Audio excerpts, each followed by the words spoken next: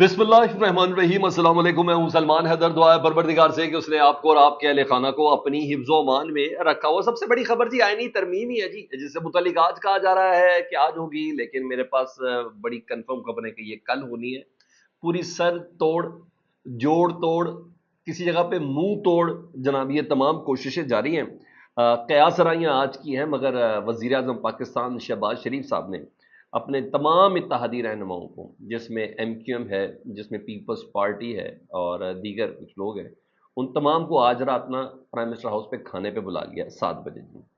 मतलब अभी आईनी टच मुकम्मल होने में ना कुछ अभी रिक्वायरमेंट बाकी है, जिसके लिए तरद्दुद करने की कोशिश की जा रही है। अभी नंबर गेम की यकीनियत में थोड़ा इबाम है और बड़ा कोशिश कर रहे हैं। रात को भी मौलाना फजल रहमान साहब के दर पर गए और सुबह भी मौलाना फजल रहमान साहब के घर पर गए कि जनाब हमें आपका वोट दरकार है। और मौलाना साहब भी तो मौलाना साहब हैं, वो भी कुछ घाटे का सौदा तो करेंगे नहीं।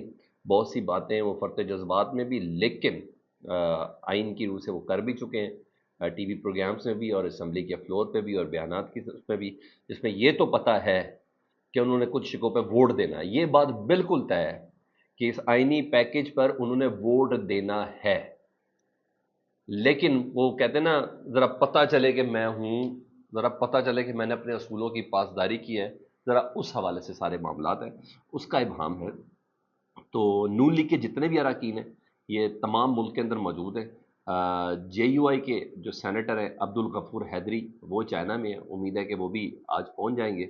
और हमजा शहबाज साहब, वो फ्रांस में थे और उनसे मुतल्लिक भी इतलात है कि वो आज पहुंच जाएंगे पाकिस्तान में जी। उन्होंने सीधा असम्बली में पहुंचना है।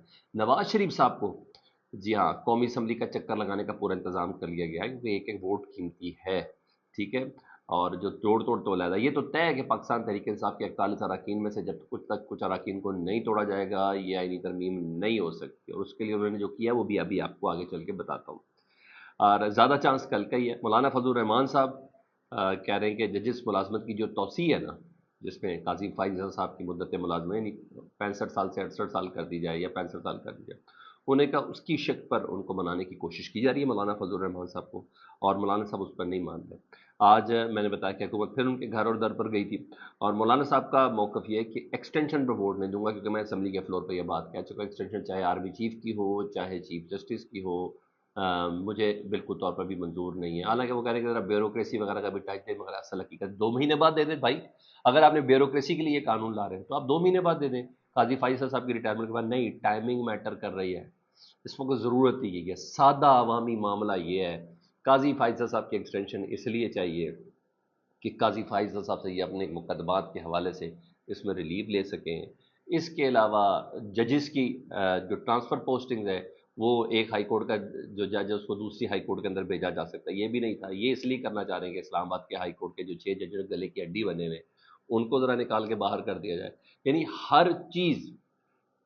और सीनियर तरीन जज को अगर नहीं बनाना इन्होंने चीफ जस्टिस, तो 5 का पैनल, जिस तरह आर्मी चीफ वाला मामला है कि उनके भी 5 जजेस 5 जनरल्स दिए जाते हैं, फिर प्राइम मिनिस्टर करते हैं। वो भी इस वजह से है कि जनाब कि काजी फाइजा साहब के बाद मंसूर अली शाह साहब को बाईपास करवाना है, जस्टिस मुनीब अख्तर को बाईपास करवाना है, उनकी जगह 5 जजेस में किसी और को रखना है।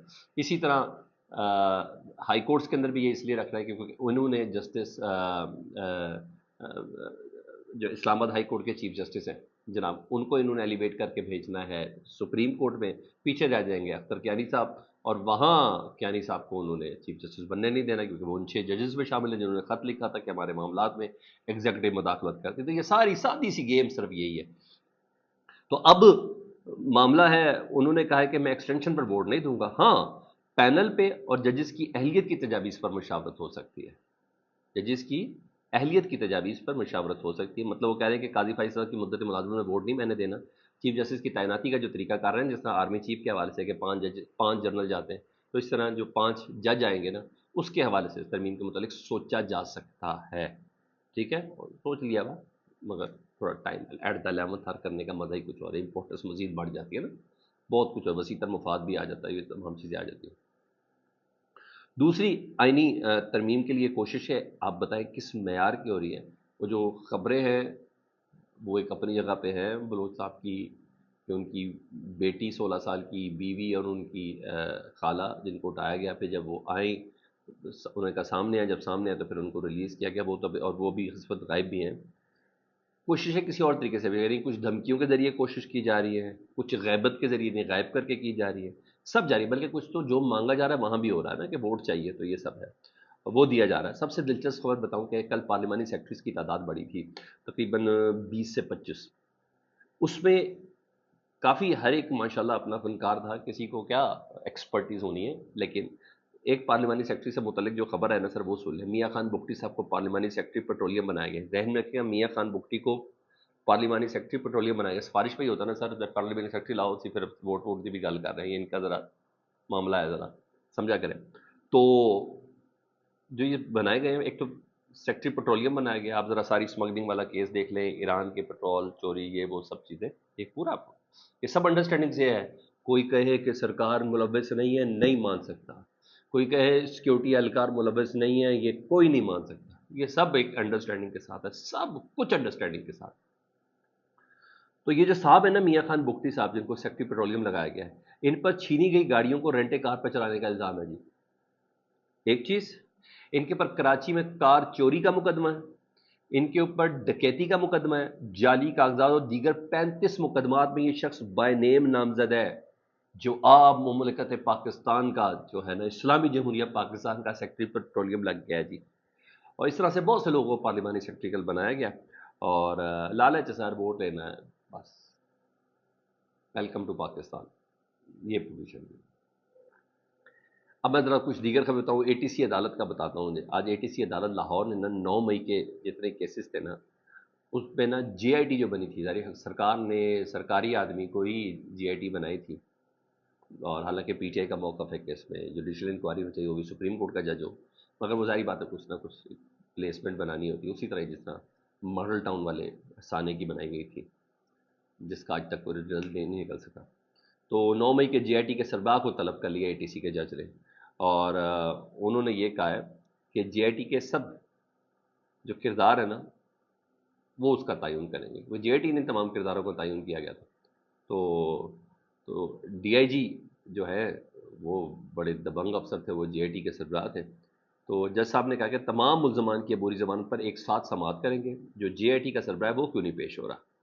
اگر جے آئی ٹی کیسز کی میں تشکیل دی گئی تھی تو اس کا سربراہ کیوں نہیں پیش ہو رہا؟ فواد چودھری صاحب تھے نا، انہوں نے طلب کروایا جی آئی ٹی کے سربراہ کو، وہ کہتے ہیں نہ میرا 9 مئی میں کوئی مقدمہ ہے، نہ میرے پہ کوئی الزام ہے، نہ 7 مئی کی مبینہ سازش والی میٹنگ میں بھی میرا کوئی تعلق نہیں ہے۔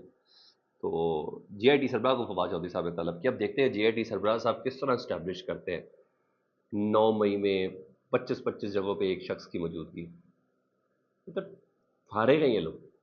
آپ یقین جانے 9 مئی کے کیسز میں تمام لوگ فارغ ہیں، یہ بانڈے پھوٹنے کا وقت آ چکا ہے، بس کر لیا جو کرنا چاہیے۔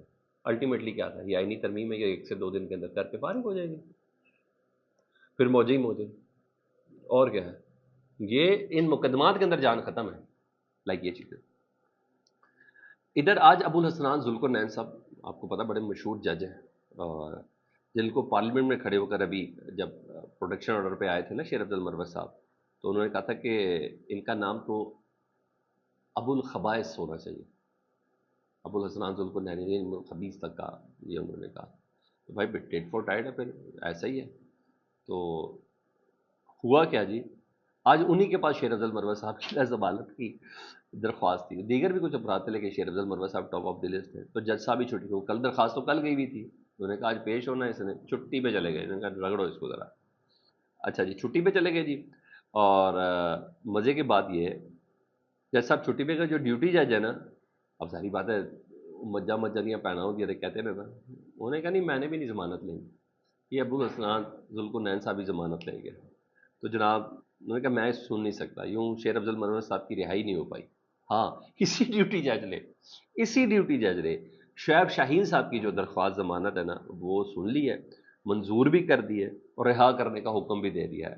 مطلب شیر عبد المروت صاحب کی جو زبان ہے نا ان کی رہائی میں رکاوٹ ہے۔ خیر ہے اس وقت بھی وہ، اب کل چھٹی ہے، اب منڈے کو ہو جائے گا، ہے اس وقت بھی وہ کنٹینیو اجلاس ہے، اور پارلیمنٹ لاجز کے اندر وہ ہیں، اس کو سب جیل قرار دیا گیا ہے۔